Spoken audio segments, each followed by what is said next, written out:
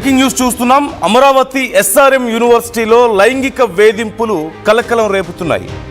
Economics assistant professor Ubaid Mushtaq తనని వేధిస్తున్నాడంటూ Pedakakani police స్టేషన్లో సైకాలజీ అసిస్టెంట్ ప్రొఫెసర్ ఫిర్యాదు చేశారు. ఇన్స్టాగ్రామ్లో వ్యానిష్ మోడ్ ఫీచర్తో అసభ్యకర పోస్టులు పెడుతున్నాడంటూ కంప్లైంట్ చేశారు. ఉబైద్పై ఫిర్యాదు చేసినప్పటికీ యూనివర్సిటీ యాజమాన్యం పట్టించుకోలేదంటూ ఆవేదన వ్యక్తం చేశారు. తనను మానసికంగా వేధిస్తున్నాడంటూ బాధితురాలు ఆవేదన వ్యక్తం చేస్తున్నారు. ఇప్పుడు పోలీసులు కేసు నమోదు చేసుకొని దర్యాప్తు ప్రారంభించారు.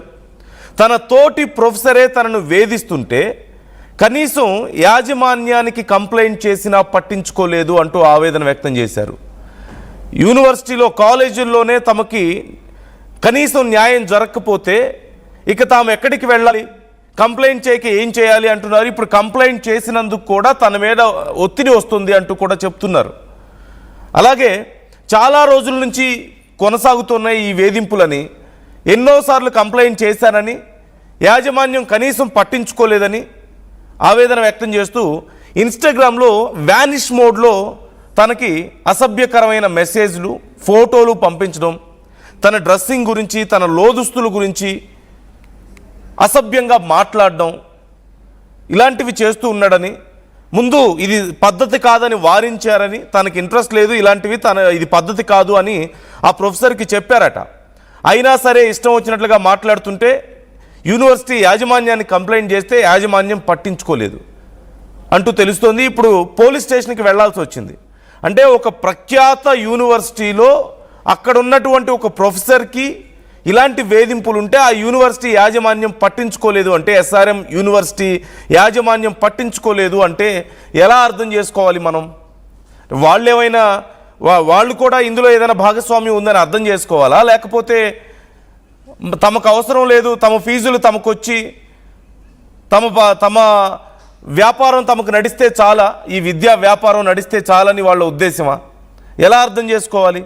వి ఆల్ నో వ్యానిష్ మోడ్. ఇప్పుడు ఇవాళ రేపు ఇన్స్టాగ్రామ్లో, ఫేస్బుక్లో వీటన్నిటిలోనూ ఇలాంటి ఆప్షన్స్ మనం చూస్తున్నాం. జస్ట్ లైక్ వాట్సాప్లో ఎలాగైతే 24 hours టైం లిమిట్ పెట్టుకోవచ్చు, 24 hours తర్వాత ఆటోమేటిక్గా వ్యానిష్ అయిపోతాయి, ఆ మెసేజెస్ అన్ని డిసపియర్ అయిపోతాయి.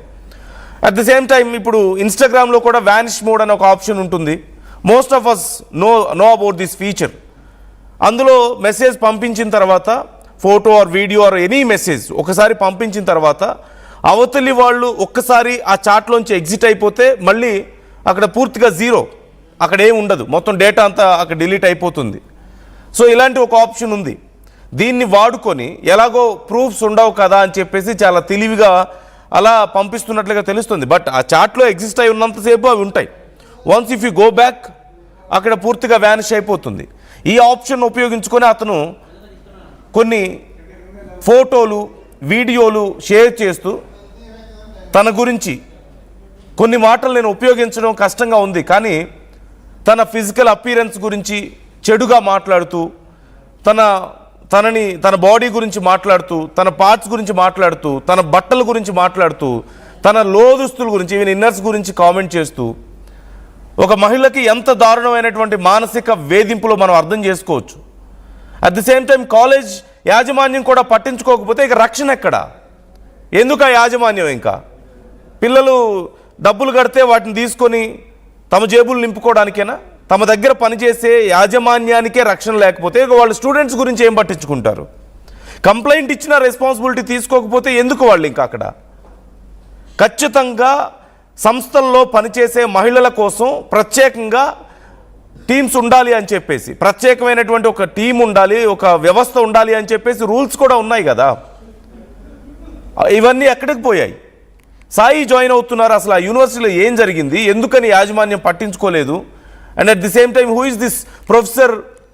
ఈ ప్రొఫెసర్ ఎవరు? ఉబైద్ ముస్తాక్ ఎవరు అనే డీటెయిల్స్ తెలుసుకుందాం. అంటే అతనికి అక్కడ ఏదైనా పలుకుబడి ఉందా, అతనికి ఏదైనా బ్యాక్గ్రౌండ్ ఉందా, అందుకే పట్టించుకోలేదా? Let's know more details. సాయిని అడిగి తెలుసుకుందాం. సాయి, డీటెయిల్స్ ఏంటి? అతను అంతా వేధిస్తుంటే ఎందుకని పట్టించుకోలేదా యాజమాన్యం? నందు, ఈ ఎస్ఆర్ఎం యూనివర్సిటీ కానీ అమరావతి వేదికగా, అంటే ఇవన్నీ కూడా అంతర్జాతీయంగా గుర్తింపు కలిగినటువంటి యూనివర్సిటీగా చెప్పచ్చు ఈ ఎస్ఆర్ఎం యూనివర్సిటీలో. అయితే దీంట్లో ఇప్పటికి వరకు విద్యార్థుల ఆత్మహత్యలే అనేక సార్లు జరిగి వాటిపైన చర్యలు తీసుకోవాలనే విధంగా అన్ని డిమాండ్లు వచ్చినాయి. ఇప్పటి వరకు దానిపైన చిన్న యాక్షన్ కూడా తీసుకున్నటువంటి పరిస్థితి లేదు.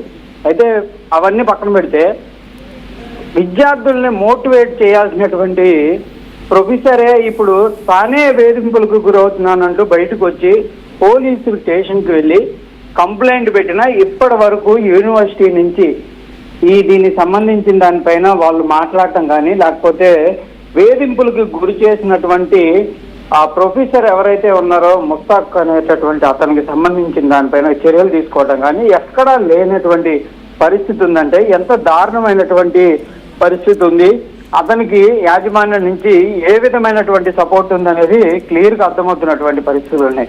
అంటే యాజమాన్యాలు కూడా ఎలాంటి అంశాల్లో సపోర్ట్ చేయాలి, ఎలాంటి అంశాల్లో సపోర్ట్ చేయకూడదు అనే దానిపైన కనీసం వాళ్ళకు ఒక చిన్న అవగాహన, అంటే ఎందుకంటే మహిళలకు సంబంధించి భద్రత అనేది ప్రభుత్వం ఎన్ని రకాలుగా చట్టాలు తెచ్చినా వాటిని గ్రౌండ్ లెవెల్లో అమలు చేసేటటువంటి సమయంలో కొన్ని ప్రైవేట్ కాలేజీలు కానీ ఇట్లాంటి యూనివర్సిటీలు వెనకడుగు వేయటం కానీ అక్కడికక్కడ యాక్షన్ తీసుకోవడంలో విఫలం అవటం వల్లే ఈ సంఘటనలు జరుగుతున్నాయి అనడానికి ఇది ఒక ఉదంతం అని చెప్పొచ్చు.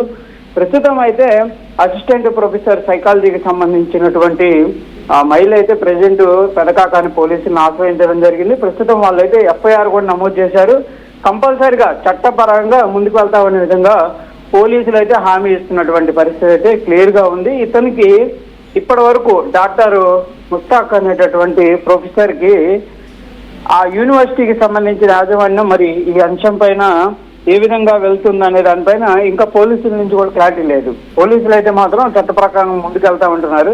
కాకపోతే యూనివర్సిటీ చర్యలు కూడా ఉండాలి. ఇలాంటి అంశాల్లో వాళ్ళైతే ఎక్కడా కూడా దీనిపైన మాట్లాడుతున్నట్టు లేదు, ఎక్కడా లేదు. ఒకవేళ ఇలాంటి అంశాలు సోషల్ మీడియా ద్వారానో లేకపోతే దేని ద్వారానో వీళ్ళ ద్వారా వచ్చినా కూడా అది చిన్న అంశంగానే పరిగణిస్తున్నటువంటి పరిస్థితులు ఉన్నాయి. కానీ